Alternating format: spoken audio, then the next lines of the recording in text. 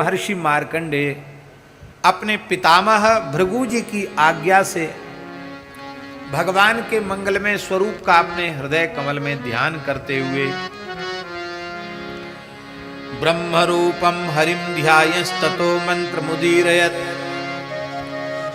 और उस मंत्र का वर्णन है ओम नमो भगवते वासुदेवाय। इस मंत्र का जप करने लगे। अनन्य भाव से वो जप कर रहे थे।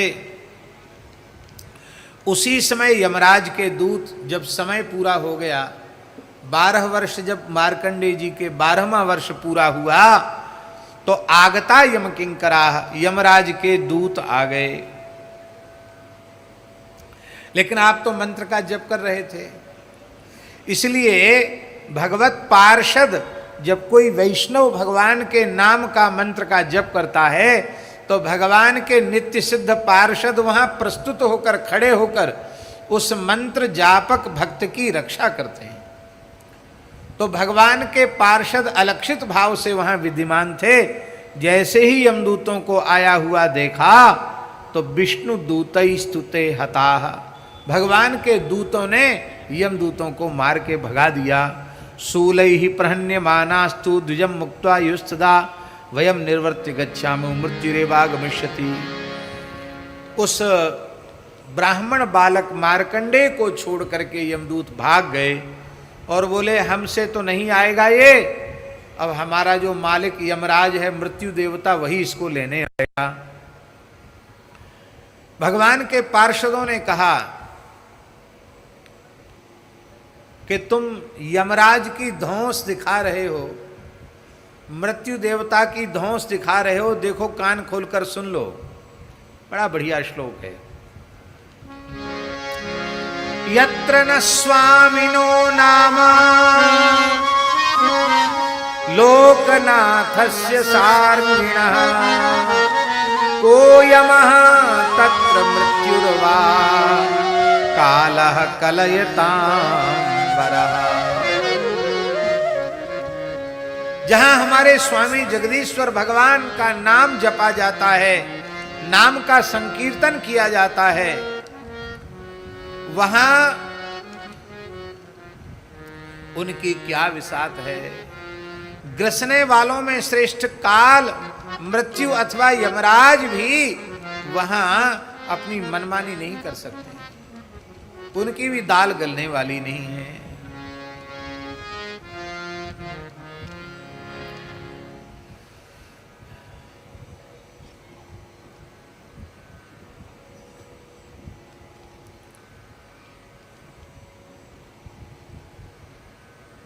इसके बाद स्वयं मृत्यु देवता आए मार्कंडेय जी के पास, और मृत्यु देवता यमदूतों को साथ लेके आए। बोले अब हम चल रहे हैं, अब पकड़ के ले चलो उसको। लेकिन भगवत पार्षद वहीं खड़े थे। भगवान के पार्षदों के भय के कारण, क्योंकि एक बार मार पड़ चुकी है, उनका साहस नहीं हुआ। यमराज के कहने पर भी उनका साहस नहीं हुआ मार्कंडेय जी के स्पर्श का।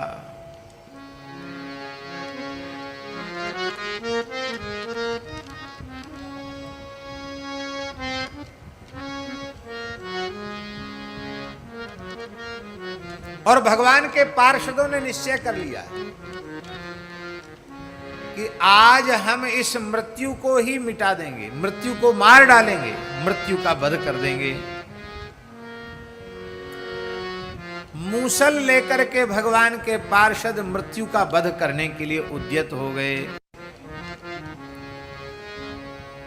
और श्री मार्कंडेय जी तो और तीव्र गति से भजन करने लग गए, भगवान का स्मरण करने लगे, भगवान की स्तुति करने लगे।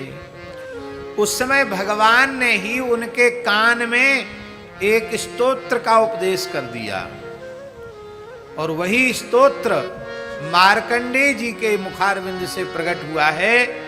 इस स्तोत्र के संबंध में कल हमने स्तोत्र नहीं सुनाया था, लेकिन संक्षिप्त चर्चा करते हुए कहा था कि कोई व्यक्ति मृत्यु से जूझ रहा हो और कोई निष्ठावान वैष्णव ब्राह्मण संकल्प लेकर के इस स्तोत्र का पाठ कर दे तो काल के मुंह से व्यक्ति लौट आएगा।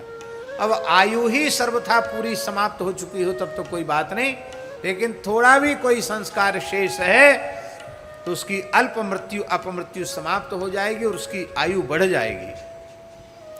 ऐसी महिमा है।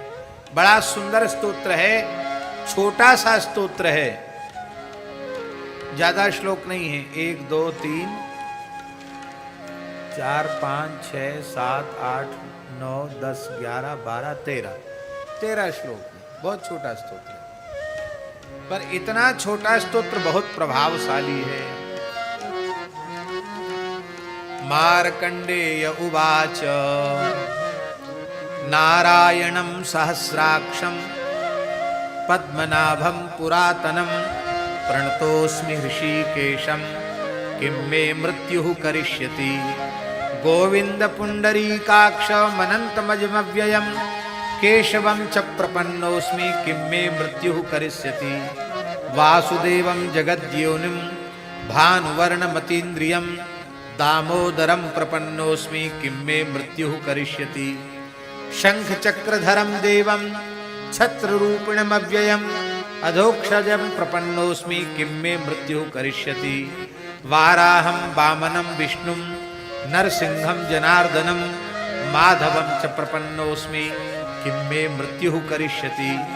पुरुषं पुष्करं पुण्यं क्षेमबीजं जगत्पतिं लोकनाथं प्रपन्नोऽस्मि किं मे मृत्युः करिष्यति।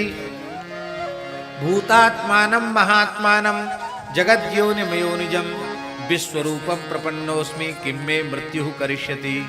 सहस्रशीर्षं देवं व्यक्ताव्यक्तं सनातनं महायोगं प्रपन्नोऽस्मि किं मे मृत्युः करिष्यति। इत्युदीरितमाकर्ण्यो स्तोत्रं तस्य महात्मनः अपयातस्ततो मृत्युर्विष्णुदुर्दैः पीडितः। इस स्तोत्र का पाठ करते ही और जो है मृत्यु देवता वहां से भाग गए। इति तेन जितो मृत्युर्मार्कंडेयेन धीमता। इसी स्तोत्र का जप करके महर्षि मार्कंडेय ने मृत्यु को जीत लिया था। प्रसन्ने पुंडरीकाक्षे नृसिंहे नास्ति दुर्लभम। पुंडरीकाक्ष भगवान नृसिंह के प्रसन्न होने पर कुछ भी दुर्लभ नहीं है। मृत्युंजयमिदं पुण्यम मृत्यु प्रशमनम शुभम मार्कंडेय हितार्थाय स्वयं विष्णुरुवाच। इस स्तोत्र का उपदेश स्वयं भगवान विष्णु ने मार्कंडेय महर्षि के कान में किया था। ये मृत्युंजय स्तोत्र है। ये त्रिकाल जो उसका पाठ करता है, यह इदम पठते भक्त्या त्रिकालम नियतः शुचि नाकाले तस्य मृत्युस्यान नरस्याच्युत चेतसा। जो त्रिकाल इसका पाठ करता है उसकी कभी अकाल मृत्यु नहीं होती है। वो 100 वर्ष की आयु तक निश्चित स्वस्थ शरीर से जीवित रहेगा, इसमें कोई संदेह नहीं। शतायुर्वै पुरुषः, मनुष्य की पूर्णायु 100 वर्ष की है और 100 वर्ष तक तो मनुष्य को जीना ही चाहिए। इससे अधिक जी जाए तो कोई बात नहीं, पर कम से कम 100 साल तो जीना चाहिए। शतायुर्वै पुरुषः। 3 बार इस स्तोत्र का पाठ करे त्रिकाल संध्या के समय तो निश्चित ही वो मृत्यु को जीत लेगा, वो उसकी अल्प मृत्यु समाप्त हो जाएगी। बोलो श्री नृसिंह भगवान की जय। हृत पद्म मध्ये पुरुषं पुराणं नारायणं शाश्वतमादिदेवं संचिंत सूर्यादपि राजमानिं मृत्युं से विजितवांस्तदैव। बोलो श्री मार्कंडेय जी महाराज की। अब मृत्यु भी लौट आया और यमदूत भी लौट आए। अब मृत्यु के किंकर जो यमदूत हैं वो यमराज के पास आए। यमराज से कहा महाराज हम गए थे, हम भी नहीं ला पाए, फिर आपने हमारे साथ मृत्यु को भेज दिया, मृत्यु भी नहीं ला पाया,